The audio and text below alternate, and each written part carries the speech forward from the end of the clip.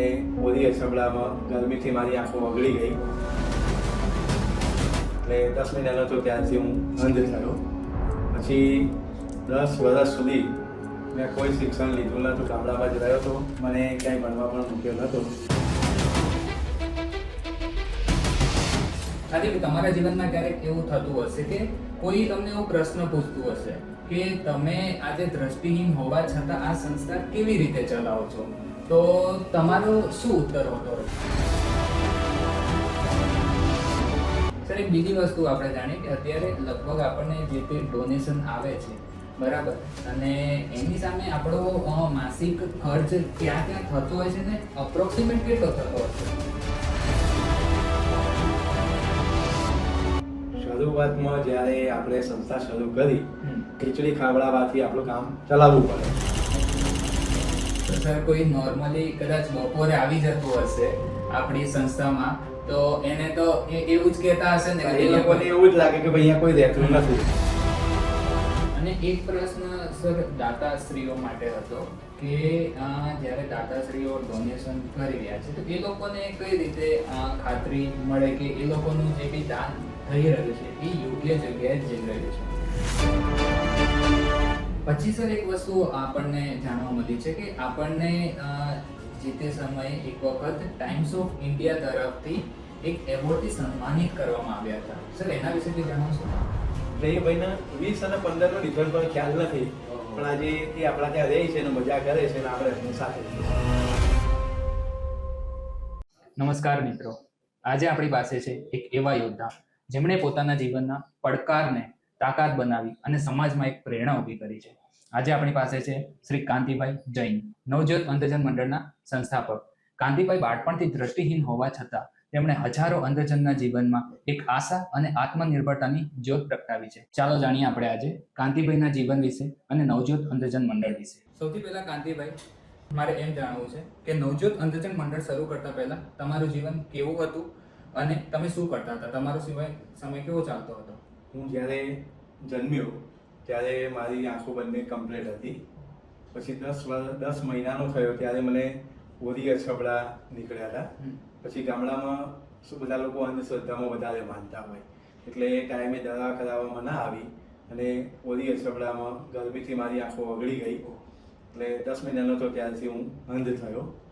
પછી 10 વર્ષ સુધી મેં કોઈ શિક્ષણ લીધું નહોતું. ગામડામાં જ રહ્યો હતો. મને ક્યાંય ભણવા પણ મૂક્યો નહોતો. પછી 10 વર્ષે મને અમદાવાદમાં આશ્રમ રોડ ઉપર અંધ શાળામાં ભણવા મૂકવામાં આવ્યો. પછી ત્યાં મારું શિક્ષણ 12મા ધોરણ સુધીનું પૂરું થયું. પછી અમદાવાદમાં GLSમાં મેં કોલેજનો અભ્યાસ શરૂ કર્યો. ત્યારે સ્કૂલમાં તો કેવું હોય કે ગવર્મેન્ટ ચલાવતી હોય એટલે રહેવા, જમવાની, ભણવાની બધી સુવિધા સ્કૂલમાં આપવામાં આવે. જનરલી નોર્મલ બાળકને એક ધોરણમાંથી બીજા ધોરણમાં પ્રવેશ લેવાનો હોય તો એમના વાલીઓ સાથે જતા હોય છે અને પ્રવેશ અપાવતા હોય છે. જ્યારે અમારા પહેલા ધોરણથી 12મા ધોરણ સુધી ત્યાં આગળ કોઈ વાલીની જરૂર પડતી નથી હોતી એડમિશન લેવામાં, અને આગળના ધોરણની પ્રક્રિયા સ્કૂલમાં જ થઈ જતી હોય છે. તો 12મા ધોરણ સુધી રહેવા, જમવાની, ભણવાની ટોટલી ગવર્મેન્ટ વ્યવસ્થા હોવાથી કોઈ તકલીફ પડી નથી. પછી 12મામાંથી જ્યારે અમે કોલેજમાં જઈએ ત્યારે અમારી કોલેજો અલગ નથી હોતી. અમારી જનરલ કોલેજમાં જ અમારે જવાનું હોય છે. એટલે કોલેજમાં એડમિશન લેવામાં અમને ઘણી તકલીફ પડે. અમારા વાલીઓ સ્કૂલમાં અમારી સાથે ના આવ્યા હોય એટલે કોલેજનું એડમિશન લેવામાં એમને કોઈ ખ્યાલ આવે નહીં કે કઈ રીતના શું કરવું. ત્યારે અમારા એક બલ્લુભાઈ દેસાઈ કરીને એક સજ્જન હતા દાદા, એ અમને સ્કૂલમાં વાંચવા માટે આવતા હતા. તો એમણે મને કોલેજમાં એડમિશન અપાવવામાં એમની ઘણી મદદ રહી. કોલેજ દરમિયાન જે અભ્યાસ માટે કેસેટોની જરૂર પડે, પુસ્તકોની જરૂર પડે, એ સિવાય પેપર લખવા માટે રાઇટરની જરૂર પડે, તો એમણે મને ઘણી મદદ કરી છે. એમની પ્રેરણાથી મારા જેવા 40 અંધ છોકરા છોકરીઓનું શિક્ષણ પૂરું થયું છે અને તેમની જ મદદથી મેં BA BEdનો અભ્યાસ પૂર્ણ કર્યો છે. હવે સર, તમે એ જણાવો કે જ્યારે તમે અભ્યાસ કરતા હતા ત્યારે તમારા જીવનમાં તમારે કેવી ચુનૌતીઓનો સામનો કરવો પડતો હતો? ઉપર જણાવ્યા પ્રમાણે 12મા સુધી તો કોઈ તકલીફ પડી નથી, પણ જ્યારે હું કોલેજમાં આવ્યો ત્યારે ગામડામાંથી મારે અમદાવાદમાં કોલેજમાં ભણવું હોય તો રહેવા માટેની મુશ્કેલીઓ પડતી હતી. એ સિવાય પરીક્ષા દરમિયાન જ્યારે પેપર લખવા માટે બીજા માણસની જરૂર પડે એમાં તકલીફ પડતી હતી. હમ. પણ અમદાવાદની અંદર પબ્લિકનો ખૂબ જ સાથ સહકાર રહ્યો છે. તકલીફ પડે પણ જ્યારે જ્યારે જરૂર પડે ત્યારે દરેક સમયે પબ્લિકનો સાથ સહકાર મળ્યો છે Okay. અને એ રીતના મારું એજ્યુકેશન પૂરું થયું છે. ઓકે. પછી સર તમારા જીવનમાં એવો સમય ક્યારે આવ્યો કે તમને એવું લાગ્યું કે હવે મારે મારાથી વધારે બીજા લોકો માટે કંઈક કરવું છે? હું જ્યારે અમદાવાદમાં રહીને કોલેજનો અભ્યાસ કરતો હતો ત્યારે મને પરીક્ષામાં રાઇટર મેળવવાની તેમજ અમદાવાદમાં રહેવા જમવાની વ્યવસ્થામાં ખૂબ જ તકલીફ પડતી હતી. કારણ કે કોલેજમાં રહીને ભણવાવાળા માટે કોઈ એવી વ્યવસ્થા ત્યારે હતી નહીં. બરાબર. ત્યાર પછી ગુજરાત ગવર્મેન્ટમાં જ્યારે બીએડ કરવું હોય તો એવો નિયમ હતો કે ફોર્મ ભર્યા પછી ગુજરાતમાં ગમે ત્યાં નંબર આવી શકે આખા ગુજરાતમાં. હવે FY થી TY સુધી અમદાવાદમાં અભ્યાસ કર્યો તો મેં, એટલે અમદાવાદનું જાણીતો અને ઘણા બધા લોકોની ઓળખાણ થઈ હતી. પણ જ્યારે બીએડમાં મારો નંબર ખંભાતમાં આવ્યો તો ખંભાતમાં મારા માટે બધું નવી વ્યવસ્થા હતી. તો ત્યાં જે બીએડમાં તો ડગલે ને પગલે બીજા માણસની જરૂર પડે કે કોલેજમાં જવાનું, આપણે પાઠ લેવાના, સ્કૂલોમાં પાઠ લેવા માટે જવાનું, વર્ષના આપણે 50 થી 60 પાઠ લેવાના હોય તો રોજ આપણે એક નોર્મલ વ્યક્તિની જરૂર પડે અને મારા માટે ખંભાત આખો નવો વિસ્તાર હતો. ત્યારે મને બીએડમાં ઘણી બધી તકલીફ પડી હતી. ત્યારે મને વિચાર આવ્યો કે કોઈક એવી વ્યવસ્થા હોય કે જ્યાં અંજલોને આપણે રહેવા જમવાની વ્યવસ્થા આપી શકીએ કે એમના ભણવા માટેનું જે કંઈ જરૂરિયાત હોય એ આપણે પૂરી કરી શકીએ. અને જે કંઈ મને મારા કોલેજ કાળ દરમિયાન તકલીફ પડી એના ધ્યાનમાં લઈને મને વિચાર આવ્યો કે સ્કૂલો તો ગુજરાતમાં દરેક જિલ્લામાં એક એક સરકારે સ્થાપેલી જ છે, પણ કોલેજ માટેની વ્યવસ્થા અંજનો માટે નથી. કે જે અંજનો ગામડામાંથી નાની નાની પ્રાઇવેટમાં નોકરી કરવા માટે આવે છે એ લોકોનો પગાર 5-7 હજાર રૂપિયા હોય છે. તો એ પગારમાં એ લોકો પોતાની રીતે ઘર રાખીને કે પીજીમાં રહીને જો નોકરી કરે તેમના માટે એ ખર્ચો પૂરતો નથી. તો એ બધાને ધ્યાનમાં લઈને મને વિચાર આવ્યો કે આપણે અંજનો માટે કોઈક રહેવા જમવાની અને સારી રીતે ભણી શકે એવી વ્યવસ્થા પૂરી પાડીએ. અને એવા હેતુથી આ મને વિચાર આવ્યો અને મેં અમલમાં મૂક્યો. ઓકે, ખૂબ સરસ સર. આ વિચારમાં તમારી સાથે કોઈ બીજું એવું હતું કે જેની તમને પ્રેરણામાં સપોર્ટ મળ્યો હોય? આ વિચારમાં પ્રેરણા સ્કૂલના અમારા જે બલ્લુભાઈ દેસાઈ હતા, જેમણે સ્કૂલ દરમિયાન અમને વાંચી આપ્યું હતું. કોલેજ દરમિયાન મારા જેવા નહીં તો 40 અંદર છોકરા છોકરીઓને કેસેટો લાવી આપી હશે ભણવા માટે, ફી ભરી હશે. મારા જેવાના રિક્ષા ભાડું પણ એમણે આપેલું છે. એ અમારા દાદા. અને ત્યાર પછી અમારા વિનુભાઈ પટેલ કરીને બીજા એક દાદા છે, એ પણ અમારી સંસ્થા સાથે સંકળાયેલા છે શરૂઆતથી. અને કિરીટભાઈ સરૈયા, તે પણ અમારી સંસ્થા સાથે સંકળાયેલા છે. અને મારો સાથી મિત્ર રજનીકાંત, જેને ઓછું દેખાય છે, મને દેખાતું નથી, પણ એને 24 કલાક મારી સાથે સહકાર આપ્યો છે. ક્યાંય પણ જવું હોય, અડધી રાતે જવું હોય, સવારે જવું હોય તો મારી સાથે હંમેશા એ તત્પર જ રહ્યો છે. આ બધાના લોકોના સાથ સહકારથી હું આજે આ જગ્યાએ પહોંચ્યો છું. ખૂબ સરસ સર. હવે આપણે એ જાણવું છે કે આ સંસ્થાની શરૂઆત ક્યારે, એટલે કયા વર્ષમાં થઈ અને સંસ્થાની શરૂઆત વખતે તમારા મનમાં શું વિચાર હતા? સંસ્થા 4/4/2008માં શરૂ કરવામાં આવી. જ્યારે અમને ભણવામાં તકલીફ પડતી હતી, રીડર મેળવવામાં, રાઇટર મેળવવામાં, રહેવા જમવાની વ્યવસ્થામાં, તો અમને એક એવો વિચાર આવ્યો કે અમદાવાદમાં લોકોને શરૂઆતમાં નોકરી મળે છે પ્રાઇવેટમાં, અમુક લોકો કોલેજમાં ભણવા માટે આવે છે, તો ભણવાવાળાને કે નોકરીવાળાને રહેવા જમવાની તકલીફ ના પડે એવા હેતુથી અમે શરૂઆતમાં ભણવાવાળા માટે કેસેટ લાઇબ્રેરી શરૂ કરી. પછી કોલેજમાં ભણવાવાળા લોકોને અમે રાઇટરો પૂરા પાડતા હતા દરેક વિષય પ્રમાણે. અને જે લોકો પછી નોકરી મળવા લાગી જે લોકોને, એવા અંજનોને અમે રહેવા જમવાની હોસ્ટેલ પૂરી પાડવાનો પ્રયાસ કર્યો. ઓકે સર, તમારું મૂળ વતન એટલે અમદાવાદ જ હતું કે કોઈ બીજું શહેર હતું? બાયડ તાલુકાનું બોરલ ગામ, જે સાબરકાંઠા જિલ્લામાં આવેલું, હાલ એ અરવલ્લી જિલ્લા તરીકે ઓળખાય છે. ઓકે. અને તમે અમદાવાદમાં કયા વર્ષમાં આવ્યા? હું 1987 થી અમદાવાદમાં છું. અને આજે મારી કર્મભૂમિ પણ મેં અમદાવાદ બનાવી દીધી છે. અચ્છા. અને આપણને એવું કેમ લાગ્યું કે આ સંસ્થાની સ્થાપના આપણે અમદાવાદમાં કરવી જોઈએ? એવું એટલા માટે લાગ્યું કે હું જે 1987 થી લગભગ 2006 સુધી જે ભણ્યો છું તેમાં અમદાવાદના લોકોનો એટલો સાથ સહકાર મળ્યો છે કે ઘણીવાર અમે કદાચ કોઈ બસની રાહ જોતા હોય અને અમારી બસ ના આવી હોય ને અમારા પહેલા જો કોઈ બીજો પેસેન્જર ઊભા હોય ત્યાં અને એમની બસ આવી જાય તો એ લોકો એમની બસ છોડીને અમારી બસ આવે એની રાહ જોઈને અમને બસમાં બેસાડીને પણ ઘણા પેસેન્જરો જતા હતા. એ સિવાય હમણાં 4-5 વર્ષ પહેલા એક એવી ઘટના ઘટી હતી કે આપણા ત્યાંથી સફલમાં બોપલમાં જે લિફ્ટ મેનો જાય છે તો એકવાર ચોમાસામાં બહુ વરસાદ પડતો હતો તો એ અંજનો સાઈડ ઉપરથી સ્ટેન્ડે આવે એમાં લગભગ 2 કિલોમીટર જેટલું અંતર કાપવાનું હોય છે. તો એ અંતર કાપવામાં જે રસ્તામાં કાદવ કીચડ થયું હોય એમાંથી જે અંજનો ચાલીને આવતા હતા તો કોઈક એક ભાઈ બાઇક લઈને જતા હતા ઘરે તો એ અંજનોને 6-7 અંજનોને દેખી ગયા તો એ ભાઈ પોતે બાઇક ઘેર મૂકી આવ્યા અને ઘેરથી ફોર વ્હીલ લઈને આવ્યા અને એ લોકોને ફોર વ્હીલમાં બેસાડીને વરસાદમાં તકલીફ ના પડે એટલે એ ભાઈ અમારી સંસ્થા ઉપર એમને ઉતારી ગયા હતા. એટલે એક અમદાવાદના પાણીની એક વિશેષતા છે કે પબ્લિક તત્પર હોય છે અંજનોને મદદ કરવા માટે, બીજા માટે કરી છૂટવાની એમની ઘણી ભાવના હોય છે.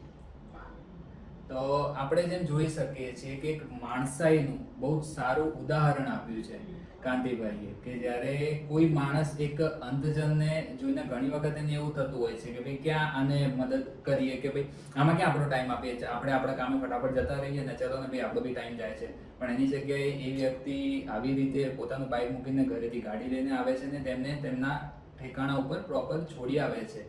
એટલે એક બહુ જ સરસ વાત કરી આપણી જોડે કાંતિભાઈએ. કાંતિભાઈ, હવે આપણે એક વસ્તુ જાણીએ કે આપણી જે સંસ્થા છે નવજોત અંધજન મંડળ, એમાં આપણું નવજોત નામ રાખવાનો હેતુ શું હતો? એમાં એવું છે કે આપણે જે કંઈ અંજનો છે તેના જીવનમાં એક પ્રકાશ પૂરવાનો એક પ્રયાસ કરીએ છીએ. તો આપણે એક એવી એક જ્યોત જલાવવા માંગીએ છીએ કે એક છેવાડાના અંજનને પણ એનો એક લાભ મળી રહે અને જે અંજનો 12મા સુધી ભણે છે અને એમને આગળનું શિક્ષણ મેળવવું છે કે આગળ એમને પોતાના જીવન નિર્વાહ માટે કોઈ જોબ મેળવવી છે તો એવા છેવાડાના અંજનો સુધી આપણો એક પ્રયાસ રહે કે એમના સુધી આપણો એક લાભ પહોંચે. એવા હેતુથી આપણે એક નવી જ્યોતિનો એક સ્ફૂરવા માટે આપણે એનું નવજ્યોત અંજન મંડળ, જનરલી અંજન મંડળ તો બધી સંસ્થાઓના નામ હોય જ છે પણ આપણે એનાથી ઉપર જઈને એક નવજ્યોત અંજન મંડળનો આપણને એક વિચાર આવ્યો અને એવા હેતુથી આપણે નવજ્યોત અંજન મંડળની સ્થાપના કરી. વાહ, બહુ સરસ. એક વસ્તુ આમાંથી આપણને એ બી જાણવા મળે છે કે જ્યારે ઘણી બધી એવી સંસ્થાઓ છે જે અંધજન માટે કાર્ય કરી રહી છે, જે તેમને ભણાવી રહી છે, બરાબર છે, જે તેમને પ્રગતિમાં ક્યાંક ને ક્યાંક સપોર્ટ કરી રહી છે, પણ જ્યારે એ લોકો ભણી લે છે ત્યારે શું થાય છે કે એ લોકોના ભણ્યા પછી એ લોકોની જે આવક હોય છે, જે એમને જોબ બી કદાચ ચલો મળી જાય છે, બરાબર છે, પણ જોબ પ્રમાણે જે આવક હોય છે ને એ પ્રમાણે એમને જો અમદાવાદમાં રહેવું છે, એમને અમદાવાદમાં જોબ બી મળી રહી છે, પણ આવક પ્રમાણે એમની પાસે જે રહેવા માટેનું જે ભાડા પેટે ખર્ચ હોય છે ને એ વધી નથી શકતો. ફોર એક્ઝામ્પલ, એમની સેલેરી જોવા જઈએ તો 8,000 10,000 નોર્મલી કદાચ હોતી હોય છે, એની સામે ભાડું જો 6,000 હશે, 4,000 હશે, 5,000 બી હશે તો એ લોકો ઘરને કોઈ મદદ નહીં કરી શકે. અને પછી ખાવા પીવાનો ખર્ચ તો ક્યાંય રહ્યો, રહેવાનો ખર્ચ ક્યાંય રહ્યો. તો આ વસ્તુની એક આપણે વસ્તુ જાણવા જેવી છે કે કાંતિભાઈના આ વિચારથી એક બહુ મોટી એ લોકોએ અલગ જ વિચાર્યું કે આ લોકો ચલો ભણી તો લે છે પણ એ લોકોના ફેમિલીનું શું, તો એક બહુ સરસ વિચાર આપણને જાણવા મળ્યો છે. હવે આપણે આગળ વધીશું. કાંતિભાઈ, તમારા જીવનમાં ક્યારેક એવું થતું હશે કે કોઈ તમને એવો પ્રશ્ન પૂછતું હશે કે તમે આજે દ્રષ્ટિહીન હોવા છતાં આ સંસ્થા કેવી રીતે ચલાવો છો, તો તમારો શું ઉત્તર હોતો હશે? જનરલી જે કંઈ આપણે વિચારીએ છીએ એ આપણા વિચારોથી ચાલતું હોય છે, આપણા અનુભવોથી. આજે હું પોતે અંધ છું, અંજનોની વચ્ચે રહીને ભણ્યો છું, અંજનોને શું તકલીફ આવે એ મેં ફીલ કરી છે. તો જનરલી એ કે આપણા વિચારોથી અને આપણા અનુભવોથી આપણે લોકોને ગાઈડ કરવાના હોય છે કે આપણે ક્યાં શું કરવું હોય છે. એટલે મારા વિચારોથી અને મારા સહકર્મી મિત્રોના સાથ સહકારથી આ સંસ્થા ચાલે છે. બહુ સરસ. આ સંસ્થામાં મેનેજમેન્ટ માટેનો એક તમારો વિચાર માટે સાંભળેલું છે કે તમે એવા જ લોકોને અત્યારે મેનેજમેન્ટમાં રાખી રહ્યા છો કે જે ને તમારી જેમ જ અનુભવ થયેલો છે, જેને ક્યાંક ને ક્યાંક દ્રષ્ટિહીનતા છે, બરાબર છે, તો એની પાછળનો સર તમારો કોઈ કારણ? આજે એક ગુજરાતીમાં આપણે કહેવત છે કે માતા બાળકને જન્મ આપે છે તો કહેવાય છે કે જણે તે જાણે. આજે બાળકની શું વેદના છે, જેટલી માતાને ખ્યાલ આવે એટલો પિતાને ખ્યાલ ઓછો આવે. માતાની જે સાર સંભાળ હોય છે બાળક માટેની, એટલી પિતાની જવાબદારી ઘર ચલાવવાની ને કમાવાની હોય છે. જ્યારે બાળકને નાનેથી મોટું કરવું એ માતાની એક જવાબદારી હોય છે. તો આજે હું પોતે અંધ છું તો મને ખ્યાલ આવે કે અમારા અંધજનોની કઈ તકલીફ છે, કેવી તકલીફ છે, એને ધ્યાનમાં રાખીએ તો આજે જે એક નોર્મલ માણસ છે એ મેનેજમેન્ટ કરી શકશે, ખર્ચા કરશે, બધું જ કરશે, પણ એના જે અંદરથી જે અંજનોની શું તકલીફ છે એ ક્યારે નહીં સમજી શકે. એવા એક મંતવ્ય સાથે હું વિચારું કે ભાઈ અમારા અંજનો હોય એ અંજનોની તકલીફને સમજી શકે, એટલે અમે બને ત્યાં સુધી મેનેજમેન્ટમાં અંજનોને ચાન્સ આપવાનો વધારે ટ્રાય કરીએ છીએ.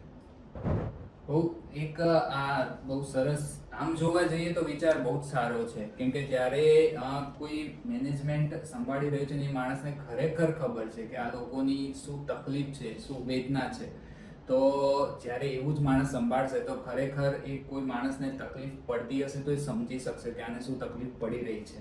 એટલે કાંતિભાઈનો આ વિચાર બી બહુ સારો આપણે ગણાવી શકીએ. કાંતિભાઈ, હવે આપણે એક બીજી વસ્તુ જાણવી છે કે આપણે અત્યારે આપણી સંસ્થામાં અત્યારે જે હોસ્ટેલ છે એમાં આપણે કેવી રીતે સેવા આપી રહ્યા છીએ? અત્યારે આપણી સંસ્થામાં 100 અંજનો રહે છે. જ્યારે આપણે શરૂઆત કરી હોસ્ટેલની ત્યારે આપણે દર વ્યક્તિ જોડે 1050 રૂપિયા મહિનાની ફી લેતા હતા. કારણ કે શરૂઆતમાં આપણી સંસ્થા એટલી જાણીતી નથી, લોકોમાં કોઈ પ્રચાર હતો ને પ્રચાર પ્રસાર હતો નહીં, એટલે આપણને ડોનેશન પણ મળતું નહોતું. એટલે આપણે એમાંથી જ આપણા ખર્ચા કાઢવાના પ્રયત્નો કરતા હતા. એ સિવાય ઘરે ઘરે જઈને આપણે પસ્તી, જૂના કપડાં, ભંગાર ઉઘરાવીને એમાંથી આપણે ખર્ચો કાઢવાનો પ્રયત્ન કરતા હતા. પછી જ્યારે કોરોના આવ્યો ત્યારે આપણી સંસ્થામાં મોટા ભાગનું જે કહીએ તકલીફો વધી ગઈ, ઘણા બધા અંજનોને નોકરી છૂટી ગઈ, એટલે ત્યારથી પછી આપણે અંજનો માટેની ફી જે હતી 1050 મહિનાની એ આપણે 100 રૂપિયા કરી દીધા. આજે આપણે એ કોરોનાથી લઈને આજ સુધી આપણે મહિને એક અંજન જોડે 100 રૂપિયા જ લઈએ છીએ, અને એ 100 રૂપિયામાં સવારે એમને ચા નાસ્તો મળે, નોકરી કે ભણવા જાય ત્યારે એમને રોટલી શાક દાળ ભાત ટિફિન આપીએ, જેથી કરીને લોકો બપોરે જ્યાં હોય ત્યાં એમને બહારનું જેવું તેવું ખાવું ના પડે કે બહાર ખાવા માટે કોઈનો સહારો ના લેવો પડે. એટલે આપણે એમને ટિફિન આપી દઈએ સવારે, અને સાંજે પછી આવે ત્યારે એમને બેસાડીને આપણે રોટલી શાક ખીચડી મીઠાઈ ફરસાણનું મિષ્ટાન ભોજન આપીએ છીએ, અને જેટલું જમવું હોય એટલું જમી શકે. એટલે આજે જે પણ માણસ કોલેજમાં ભણે છે કે જેનો પગાર ઓછો છે એવા લોકો આજે એમની રીતે ખુશીથી રહી શકે અને ઘરે પણ પોતાના પરિવારને મદદ કરી શકે, એવા હેતુથી આપણે આ વ્યવસ્થા આપણા હાથે પૂરી પાડીએ છીએ. અરે વાહ, આમ જોવા જઈએ તો 100 રૂપિયા પર મહિના એટલે 1200 રૂપિયા એક વર્ષના થયા. હવે 1200 રૂપિયા એક વર્ષના જોવા જાવ ને તો એકચ્યુઅલમાં 1200 રૂપિયા તમે એક મહિના માટે બી ઇનફ નથી સર્વાઈવ કરવા માટે. જ્યારે આ સંસ્થા 100 રૂપિયા, ફક્ત 100 રૂપિયા મહિનાના લઈ અને અંધજનને આખો મહિનો રાખે છે, સવાર અને સાંજનું એમનું જમવાનું પૂરું પાડે છે, બરાબર છે, એમને ત્યાં રહેવાનું, તેમને ત્યાં નાવા ધોવાની બધી વ્યવસ્થા છે. તો આ એક બહુ જ મોટો વિચાર છે. સર, એક વસ્તુ ખાલી નોર્મલ પૂછું કે 100 રૂપિયાથી આપણને ખરેખર કોઈ મદદ નહીં થતી હોય, પણ આપણે 100 રૂપિયા બી કેમ લેતા હોઈએ છીએ? આપણે 100 રૂપિયા એટલા માટે લઈએ છીએ કે એ લોકોને એમ થાય કે અમે કંઈક ટોકન આપીએ છીએ, અને આપણને પણ એમ થાય કે આપણે એમની પાસે કંઈક ટોકન લઈએ છીએ, એવા હેતુથી. અચ્છા, એટલે એક થોડુંક તો સારું લાગે, જે રહી રહ્યા છે બરાબર છે એમને એવું થોડું સારું લાગે કે ભાઈ અમે કંઈક આપીને રહી રહ્યા છીએ, ફ્રીમાં સ્વમાન થોડું જળવાય એમનું, એટલે એ બહુ સારી વસ્તુ છે. હવે કાંતિભાઈ, આપણે એ વસ્તુ જાણીએ કે આપણી સંસ્થામાં આપણે એક હોસ્ટેલમાં સેવા આપીએ છીએ, બરાબર છે, રહેવા કરવાની. હવે એના સિવાય આપણે જે બીજી ગ્રોસરીનું એક દાન કરીએ છીએ એના વિશે થોડું જણાવો ને. 2016માં જે આપણી સાથે કિરીટભાઈ સરૈયા જોડાયેલા છે, તેમને એક એવો વિચાર આવ્યો કે આપણે જે અંજનોના લગ્ન થઈ ગયા હોય તેમને મદદરૂપ બનવા માટે આપણે અનાજ કરિયાણાની રાશન કીટ આપવી છે. બરાબર. હવે એમણે કીધું કે મારા 20 કુટુંબને મારા તરફથી મદદ કરવી છે.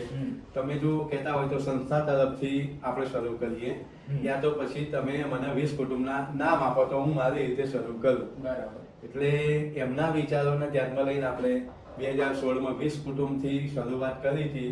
દરેક કુટુંબને દર મહિને 1500 રૂપિયાનું રાશન કીટ આપણે આપીએ, જેમાં લોટ, ચોખા, 2 પ્રકારની દાળ, 2 પ્રકારના કઠોળ, ગોળ, ચા, ખાંડ, મરચું, મીઠું, હળદર, તમામ સામગ્રી જે ઘરમાં વપરાતી હોય એ બધી આવી જાય.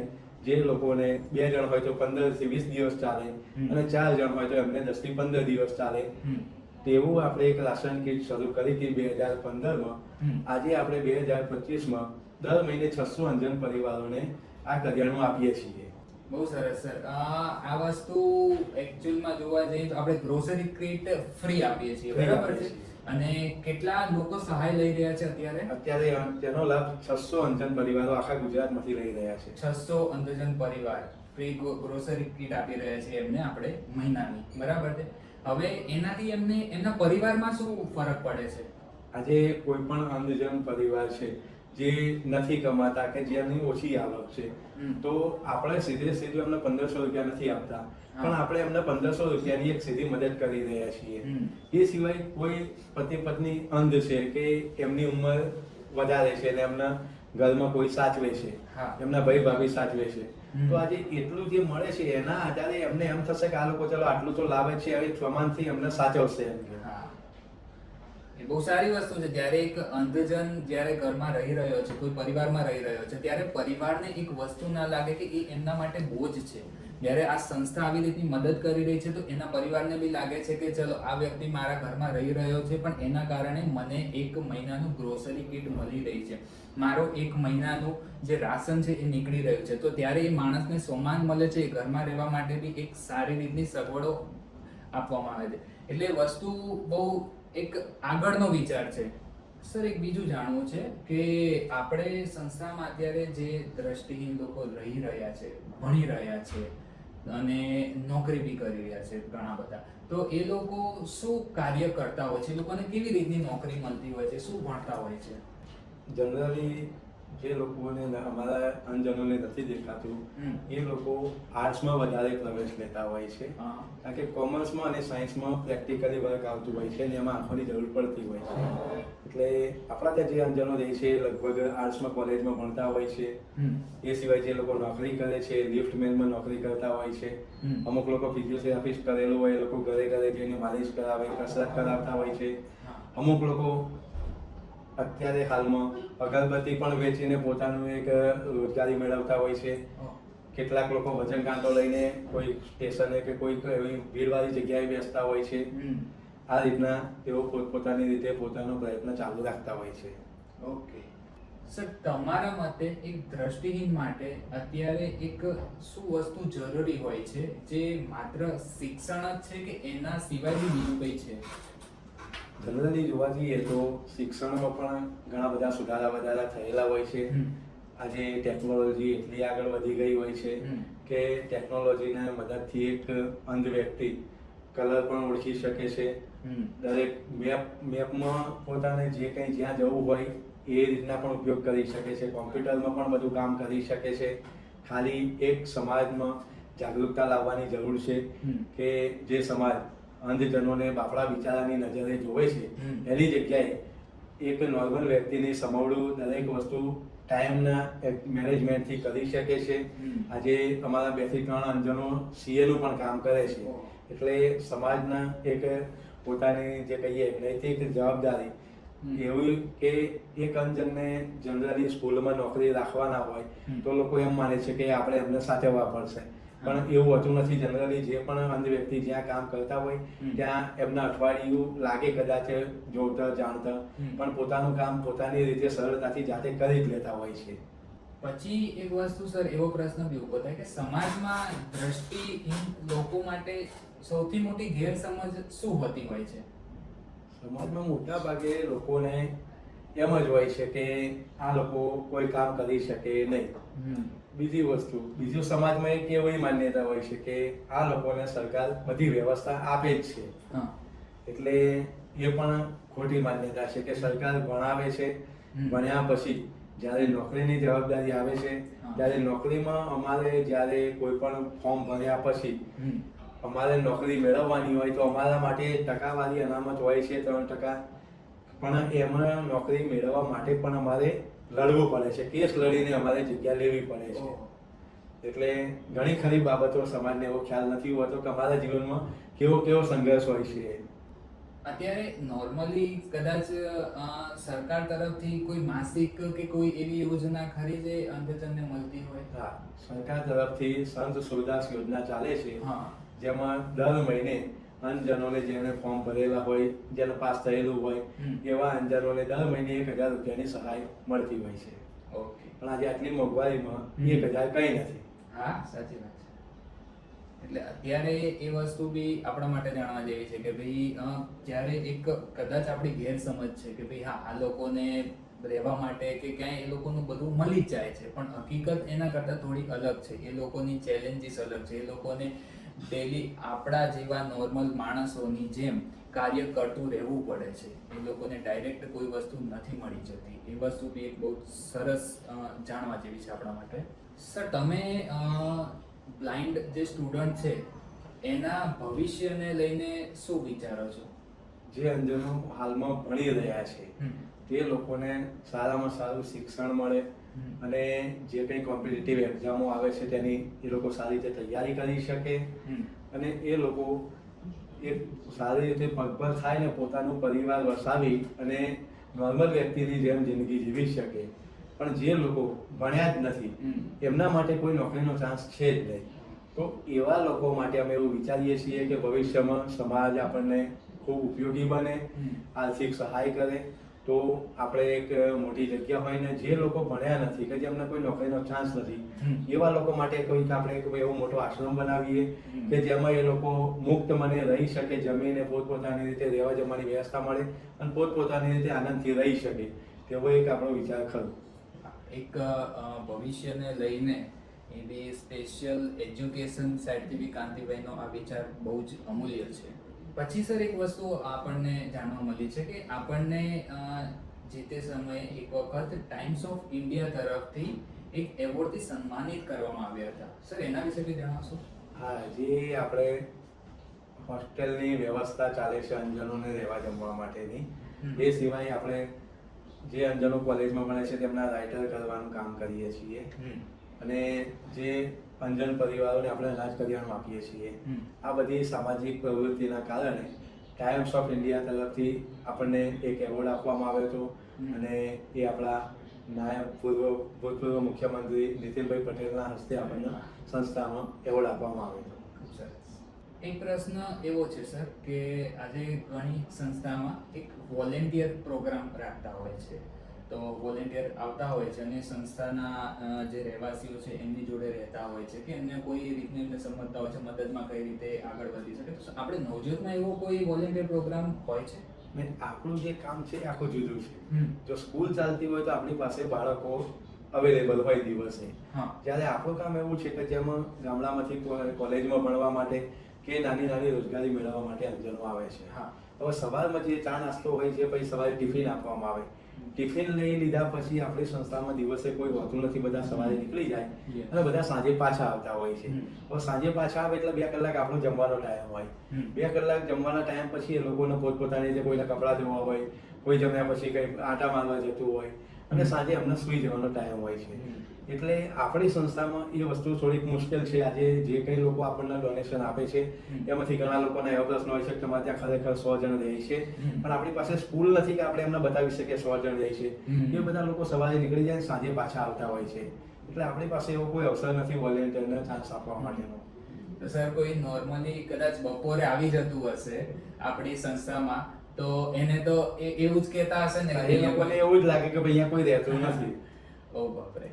એકચ્યુઅલમાં એટલે સિચ્યુએશન જ એવી છે કે જે લોકો ક્યાંક ભણી રહ્યા છે, નોકરી કરી રહ્યા છે, એવા ઘણા બધા અત્યારે આ સંસ્થામાં રહે છે. તો જેથી કરીને શું થાય છે કે સવારે એ લોકોને જોબ જવાનું હોય કે સ્કૂલે જવાનું હોય કે કોલેજમાં જવાનું હોય તો એ લોકો સવારમાં 8-9 વાગતા બધા નીકળી જાય છે. અમુક તમને જોવા મળશે કે તમે દિવસના મિડ ડેમાં જશો કે બપોરે જશો, પછી સાંજે બધા પાછા આવી જાય છે. એટલે સાંજે એમનું જમવાનું બી હોય છે ને સવારે એ લોકો ટિફિન લઈને જતા રહે છે. એટલે એક આ વસ્તુ બી ક્યાંક ગેરસમજ ઊભી ના થાય એ વસ્તુ નવજોત અંધજન મંડળથી આપણને જાણવા મળે છે. કોઈ સામાન્ય વ્યક્તિને નવજોત અંધજન મંડળની મુલાકાત લેવી હોય તો એ કેવા સમયે કે કેવા સમય આવી શકે અને કેવા વારે આવી શકે? જો કોઈ વ્યક્તિને સંસ્થાની મુલાકાત લેવી છે તો દિવસ દરમિયાન ઓફિસ ટાઈમમાં આવીને સંસ્થા જોઈ શકે છે. જો એને અંજનો સાથે ટાઈમ વિતાવવો છે કે એમને મળવું છે તો એ રવિવારે આવી શકે છે. પણ રવિવારે પણ આપણા ત્યાં જે ભણવાવાળા હોય એ જ અવેલેબલ હોય છે, કારણ કે આ બધા પ્રાઇવેટમાં નોકરી કરતા હોય છે. તો દરેકને અલગ અલગ વારે રજા આવતી હોય. અમુક લોકોને તો મહિનામાં એક રજા અમાસની જ આવતી હોય છે. એટલે રવિવારે પણ એમના અમુક ટકા જ લોકો મળતા હોય, અમુક ટકા લોકો ના મળી શકે. પણ એ લોકો આવીને હોસ્ટેલની વ્યવસ્થા જોઈ શકે કે આટલા પલંગ છે, આટલા લોકો રહે તો આપણે આ પલંગ રાખ્યા હોય, નહીં તો આપણે આ બધું રાખવાની કોઈ જરૂર છે નહીં. સાચી વાત છે. ઓકે સર, આ આપણી સંસ્થા એક્ઝેક્ટલી કઈ લોકેશન ઉપર આવેલી છે એ થોડું જણાવીએ. હાલ આપણી નવજોત અંજન મંડળ અમદાવાદમાં પાલડી મુકામે ભાડાના 2 બિલ્ડિંગ છે ને ત્યાં ચલાવવામાં આવે છે. સર, એવું કોઈ સંઘર્ષની આપણી કહાની જ્યારે શરૂઆતમાં આપણે આ ભાડાના મકાન લીધા અને એ વખતે આપણને કોઈ ચેલેન્જીસ આવી હોય? શરૂઆતમાં જ્યારે આપણે સંસ્થા શરૂ કરી ત્યારે આપણને રસોઈયા બાબતની ઘણી તકલીફ પડતી હતી કે ટાઈમે કોઈ રસોઈ કરવા વાળું મળે નહીં, મળે તો એ 5 દિવસથી વધારે ટકે નહીં. અને આપણે અંજનોને એ ટાઈમે વધારે પડતું ખીચડીનું ખવડાવવાનું કામ ચાલે કે ખીચડી ખવડાવવાથી આપણું કામ ચલાવવું પડે. એટલે રસોઈ બાબતમાં, સફાઈ બાબતમાં કર્મચારીઓ મળવામાં આપણને ઘણી તકલીફ પડતી હતી. પછી આપણે રસોડામાં જેમ જેમ સંખ્યા વધી એના કારણે રસોઈયાની તકલીફને નિવારવા માટે આજે આપણે રોટલી બનાવવાનું મશીન, લોટ ચોળવાનું મશીન, શાક સમારવાનું મશીન, તમામે તમામ મશીનો વસાવીને આજે આપણે રસોડામાં અંજન કપલને જ આપણે ચાન્સ આપ્યો છે કે જે ભાઈ છે એને ઓછું દેખાય છે અને એની વાઈફ છે એને હાથની હેન્ડીકેપ છે, હાથની તકલીફ છે. તો એક આ બી બહુ સરસ વસ્તુ છે જે આપણને કાંતિભાઈ તરફથી જાણવા મળી કે જ્યારે આટલા બધા લોકોનું જમવાનું બનાવવાનું હોય એ બી એક બહુ મોટી ચેલેન્જ હોય છે. જેથી કરીને તેમણે એમ બી વિચાર્યું કે એમને ખવડાવવું તો અમારે સારું જ છે, તો કઈ રીતે કરી શકાય, જેથી કરીને એમને રસોડા માટે એક રોટલી બનાવવાનું, લોટ બનાવવાનું આ સાધનની બી વ્યવસ્થા એમણે કરી. એટલે એક એવું વસ્તુ છે કે ભાઈ કરવું છે અને સારું જ કરવું છે. એવું નથી કે ભાઈ એમને જે મળી રહ્યું છે ઠીક છે, નહીં, અમારે આપવું છે અને સારું આપવું છે. એટલે આ બહુ સરસ એક કાંતિભાઈ તરફથી આપણને વાત જાણવા મળી છે. સર, એક બીજી વસ્તુ આપણે જાણીએ કે અત્યારે લગભગ આપણને જે તે ડોનેશન આવે છે, બરાબર, અને એની સામે આપણો માસિક ખર્ચ ક્યાં ક્યાં થતો હોય છે ને અપ્રોક્સિમેટ કેટલો થતો હશે? ત્યારે આપણે 2 બિલ્ડિંગનું ભાડું છે, કર્મચારીઓનો પગાર છે, મહિનાનું દૂધ, શાકભાજી, કરિયાણું છે, જે કંઈ આપણે એડવર્ટાઇઝ આપીએ છીએ તેનો ખર્ચો છે, બધું થઈને આપણે જે અનાજ કરી જે અંજન પરિવારોને અનાજ કરિયાણું આપીએ છીએ, બધું થઈને આપણે મહિનાનો 15 થી 20 લાખનો ખર્ચો થાય છે. પણ એ આપણે જે કંઈ પ્રયત્નો કરીએ છીએ એમાંથી આપણને મળી જાય છે, પણ આપણી પાસે કોઈ બચત થતી નથી.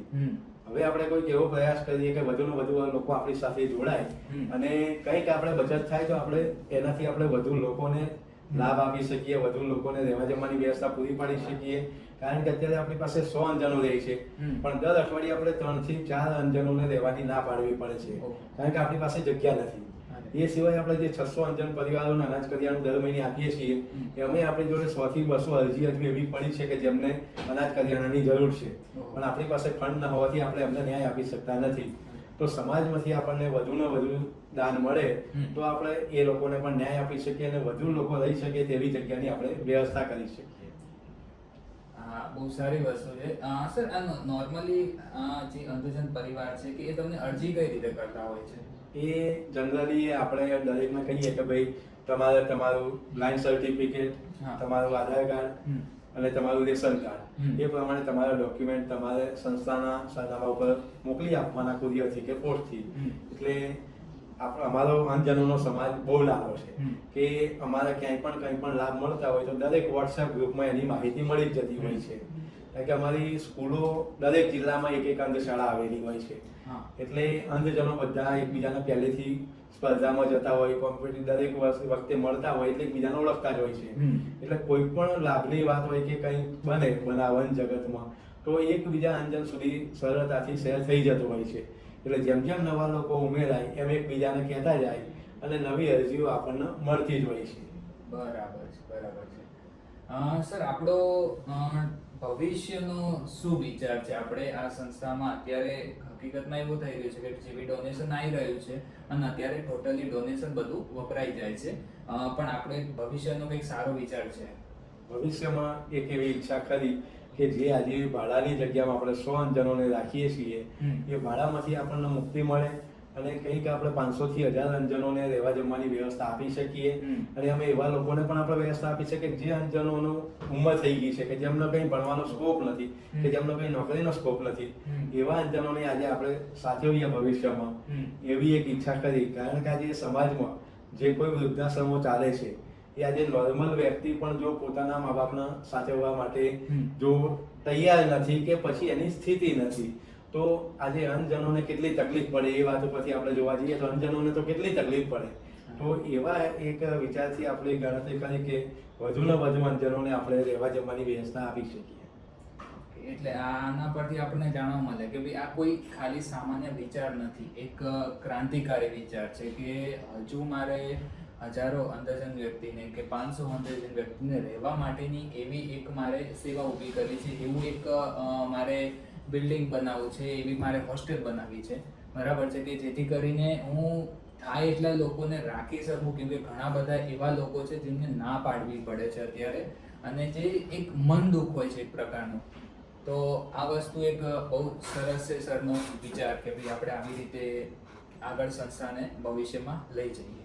અત્યારે આપણી સંસ્થા સર ચલાવવામાં કોઈ મેનેજમેન્ટ કમિટી કે કોઈ પ્લાનિંગ કે કોઈ એવું હોતું હોય છે કમિટી જેવું કંઈ? અમારી જે કંઈ સંસ્થામાં ટ્રસ્ટી મંડળ છે બધા અંજનો જ છે અને અમે સાથે મળીને 7 જણની અમારી કમિટી છે. તો એ કમિટી પ્રમાણે નિર્ણય લે એ પ્રમાણે જ અમારી સંસ્થાનું આયોજન થતું હોય છે. બરાબર છે. અને આપણી સંસ્થામાં કોઈ તહેવારની ઉજવણી કે એવું કંઈ આપણે ક્યારે કરતા રહીએ છીએ? ના, કારણ કે અંજનોના તહેવાર નિમિત્તે પણ રજા મળતી હોતી નથી. એટલે હું પોતે અંધ છું તો અંજનોને એવું વિચારું કે એમને તકલીફ ના પડી જોઈએ. આજે સંસ્થાના એક હેતુ ખાતર કે સંસ્થાનું સારું દેખાવા ખાતર જો એમને રજા પડાવું તો મારો એક જે વિચાર છે કે અંજનોને તકલીફ ના પડવી જોઈએ એટલે એમનો એક પગાર કપાઈ જાય ત્યારે તો એ વાતની પણ એક મને દુઃખ રહે કે હું પણ એમને ક્યાંક ને ક્યાંક એક નડતરરૂપ થાઉં છું કે મારા કારણે એમને રજા પાડવી પડે. એટલે એવો કોઈ અમારો ઉદ્દેશ્ય નથી હોતો કે અંજનોને રજા પડાવીને કોઈ પ્રોગ્રામ કરવો. આપણને સર ગવર્મેન્ટ કે કોઈ બીજી સંસ્થાથી નવજોતને કોઈ પ્રકારની સહાય મળતી હોય છે? નહીં, આપણી સંસ્થા ટોટલી દાતાઓના દાનથી જ ચલાવવામાં આવે છે. નાનામાં નાના દાતાઓનું પણ એમાં યોગદાન હોય છે. 50-100 રૂપિયા થી લઈને લાખ 2 લાખ સુધીનું દાતાઓનું દાન આપણને મળે છે અને આપણી સંસ્થા ટોટલી દાતાઓના ડોનેશનથી ચલાવવામાં આવે છે. આપણી સંસ્થામાં જ્યારે કોઈ દાતા દાન કરે છે ત્યારે ઘણી વખત ઘણા લોકોને એવું થતું હશે લાવો ફોન કરીને પૂછું, બરાબર છે, તો ઘણા પ્રશ્નો તમને એવા પૂછતા હશે, તો એવા કોઈ પ્રશ્નો વિશે તમે જણાવી શકો જેનું આપણે વ્યવસ્થિત આપણી પાસે હોય આન્સરિંગ ને બધું? ઘણી વખત એવું થતું હોય છે કે લોકો જ્યારે જમણવાર માટે આપણને ફોન કરે કે ભાઈ મારે જમાડવા છે તો જનરલી આપણે માહિતી આપીએ કે ભાઈ તમારે ચા નાસ્તો કરવો હોય તો 2000 છે, સાદું ભોજન કરાવવું હોય તો 4000 છે અને મિષ્ટાન ભોજન કરાવવું હોય ત્યાં 8000 છે 100 અંજનો માટે. તો બધી પ્રકારના માણસો હોય છે. ઘણા લોકો માહિતી લઈને આપણને પેમેન્ટ કરી દેતા હોય છે. ઘણા લોકો એવા કે માહિતી લઈને જોવા માટે આવે પહેલી વાર ને જોઈને પેમેન્ટ કરતા હોય છે. પછી ઘણા લોકો એવા પણ હોય છે કે ભાઈ અમારે જાતે બનાવીને ખવડાવવું છે. પછી ઘણા લોકો એવા હોય છે કે ભાઈ તમે 100 જણને કહો છો તો 100 જણ જમે ખરા, પણ એ લોકો ક્યારે એવું નથી વિચારતા કે આપણે 100 જણની ગણતરી જ્યારે રાખીએ છીએ તો 100 જણની ગણતરીમાં સાદું ભોજન એ લોકો કરાવે છે તો એક જણના 40 રૂપિયા થાય છે. તો 100 જણના 4000 જ્યારે એ લોકો આપે છે તો એ લોકો એવું નથી વિચારતા કે અહીંયા 50 જણ જમે કે 60 જણ જમે છે. એ લોકો ગણતરી કરવાનું વિચારે છે પણ ક્યારે એવું નથી વિચારતા ખરેખર 40 રૂપિયામાં એક વ્યક્તિ પેટ ભરીને જમી શકે ખરો, એવું ક્યારે એ લોકો વિચાર કરતા નથી. માત્ર એ લોકો ગણતરી કરે કે એક જણના 40 રૂપિયા 100 જણ હોવા જોઈએ. આવા પણ દાતા અમુક આપણને મળતા હોય છે. અને સંસ્થા માટે કોઈ બીજા એમને પ્રશ્નો થતા હોય છે? નહીં, જનરલી જે એ લોકો દાન આપે જેના માટે આપે એમના જ એમનો પ્રશ્ન થતા હોય છે. બરાબર છે. બીજું એક આપણી અત્યારે જે વાતચીત સાંભળતા હશે શ્રોતાજનો હશે એ લોકો માટે તમે કંઈ કહેવા માંગો? જનરલી સમાજમાં દરેકના એક લાગણી તો હોય જ છે કે ભાઈ અંજનોને આપણે જોતા હશે કે ભણતા જોતા હશે કે ક્યાંય કોઈના દરેક આજે સમાજમાં દરેક જગ્યાએ કોઈ પણ માણસ હોય એની આસપાસમાં ક્યાંક ને ક્યાંક કોઈ પણ અંજનને એ ઓળખતા તો હશે. તો સમાજના દરેક વર્ગને આપણે એક જ અપીલ છે કે થઈ શકે તો તેને ક્યાંય ભણવામાં મદદરૂપ બને, કાં તો પછી ફૂલ નહીં તો ફૂલની પાંખડી સ્વરૂપે સંસ્થાઓને મદદ કર્યા છે. કોરોના પછી મોટાભાગના લોકો ક્યાંક ને ક્યાંક તો દાન કરે જ છે, પોતાનું યોગદાન આપે જ છે. તો સમાજને આપણે એક જ અપીલ છે કે વધુને વધુ ઉપયોગી બને. બરાબર છે, બહુ સરસ છે. અને આપણી જે સંસ્થા છે એમાં કઈ રીતે લોકો દાન કરતા હોય છે? ક્યાં ક્યાંથી દાન આવતું હોય છે? જનરલી ગુજરાતના દરેક એરિયામાંથી ક્યાંક ને ક્યાંક આપણને દાન મળતું જ હોય છે. હા. એ સિવાય મુંબઈથી પણ આપણને દાન મળે છે. એટલે આપણે દર અઠવાડિયે પેપરમાં એક જાહેરાત આપીએ છીએ અને એમાંથી નાના નાના લોકો મળીને આપણું સંસ્થાનો ખર્ચો પૂરો કરી આપે છે. બરાબર છે. અને સર એવું કોઈ વેબસાઇટ કે એવું કોઈ મીડિયમ ખરી જ્યાંથી? હા, આપણે વેબસાઇટ બનેલી જ છે નવજોત અંજન મંડળની, અને એના દ્વારા પણ આપણને લોકો આપણી સંસ્થા સાથે જોડાય છે અને ઉપયોગી બને છે. ખૂબ જ સરસ. લોકો અલગ અલગ શહેરમાંથી પણ નવજોત અંધજન મંડળની વેબસાઇટ ઉપરથી સારી એવી માત્રામાં દાન કરે છે, જેથી કરીને આ સંસ્થાનું વર્તમાન અને ભવિષ્ય સારું બને. એક પ્રશ્ન એવો જાણવો છે સર, સંસ્થાએ શરૂઆતથી લઈ અને હાલ 2025 સુધીમાં ટોટલ કેટલા અંધજનોને મદદ કરી હશે? લગભગ આપણા ત્યાં અત્યારે હાલ 100 અંજનો રહી શકે એટલી વ્યવસ્થા છે, પણ લગભગ દર વર્ષે આપણા ત્યાંથી 2 થી 3 અંજનો લગ્ન કરીને પોતાનું ઘર વસાવે છે. એ સિવાય 4 થી 5 અંજનો આપણા ત્યાં રહી ભણીને સારી કોમ્પિટિટિવ એક્ઝામ પાસ કરીને ગવર્મેન્ટ જોબ મેળવીને અહીંયાથી જાય છે. એટલે આપણે લગભગ કોઈ આપણી જોડે એવો આંકડો આસપાસ હશે કે 1000 લોકોને મદદ કરી, 500 લોકોને મદદ કરી? લગભગ 1000 થી ઉપર લોકોને મદદ થઈ હશે. ઓકે. જ્યારે આપણે રાઇટરનું કામ કરતા હતા, પરીક્ષામાં રાઇટર પહોંચાડવાનું, ત્યારે લગભગ આપણે 7 થી 8000 લોકોને પરીક્ષામાં રાઇટરો પૂરા પાડે છે. અરે વાહ.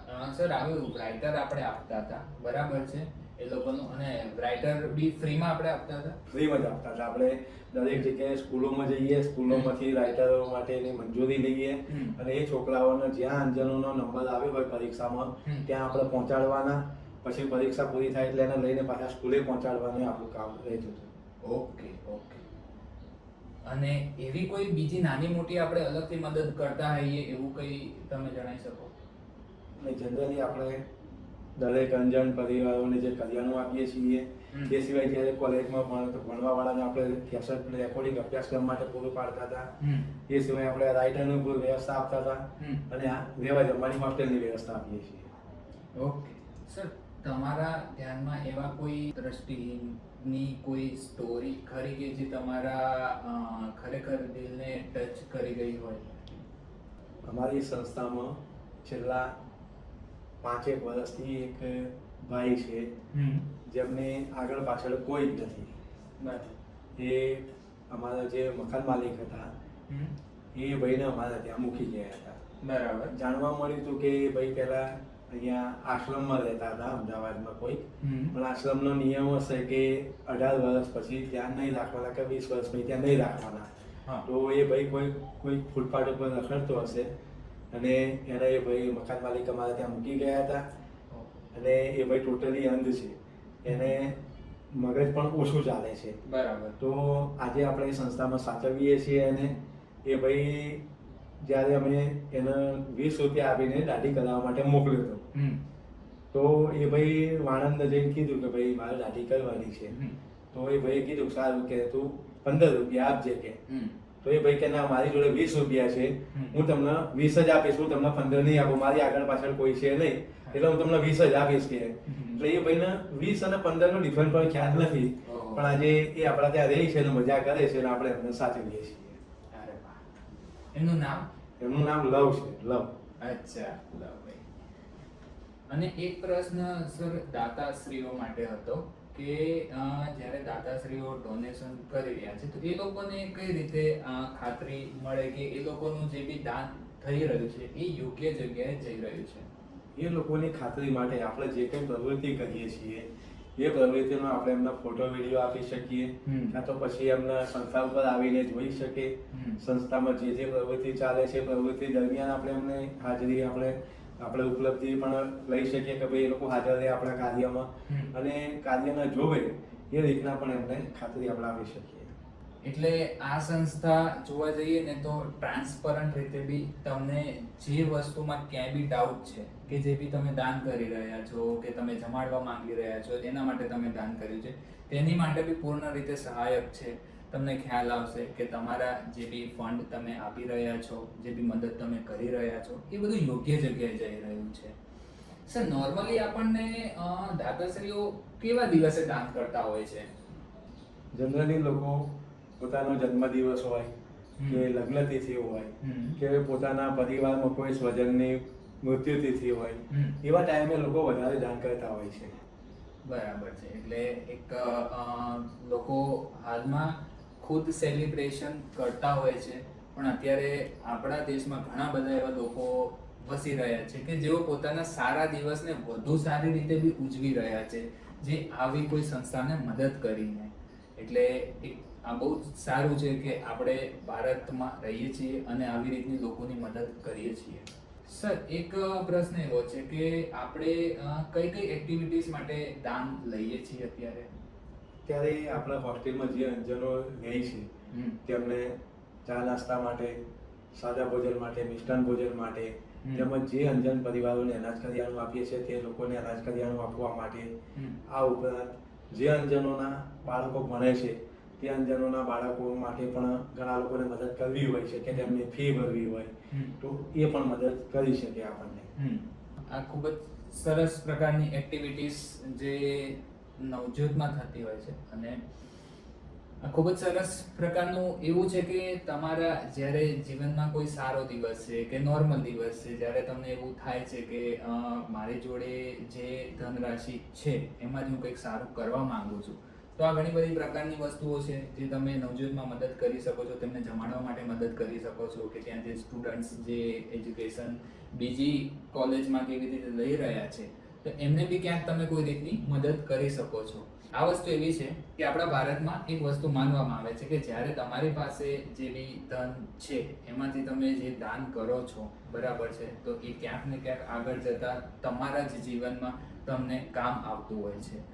એટલે એક અપીલ છે કે નવજોત અંધજન મંડળને થાય એટલી સહાય કરી શકો. તો તમે જો ધનથી નથી કરી શકતા મદદ, તો તમે કોઈને જણાઈને બી કરી શકો છો કે આ સંસ્થા છે, આવી રીતની મદદ કરે છે, બરાબર છે, અને આવી રીતના લોકોને રાખી રહી છે. તો નવજોત અંધજન મંડળ વિશે લોકોને તમે જો જણાવો છો ને એ બી એક તમારા પ્રત્યેનું દાન છે. મિત્રો, આજે તમે માત્ર એક ઇન્ટરવ્યુ જ નહીં પણ એક એવા વ્યક્તિની કહાની સાંભળી છે જે માત્ર સંઘર્ષથી નહીં પણ સંકલ્પથી બની છે. કાંતિભાઈ અને નવજોત અંધજન મંડળના આ પ્રયાસથી આજે હજારો અંધજન મંડળના જીવનમાં એક આત્મનિર્ભરતાની પ્રેરણા આવી છે. જો આ વાતચીત તમારા દિલને સ્પર્શી ગઈ હોય તો તમે નવજોતમાં કંઈક ને કંઈક યોગદાન કરી શકો છો. જો તમે આર્થિક રીતે સહાય ના કરી શકો તો કોઈ તમારા મિત્રને, ફેમિલીને એના વિશે જણાવીને બી તમે નવજોત અંધજન મંડળની સહાય કરી શકો છો. ધન્યવાદ. જય હિન્દ, જય ભારત.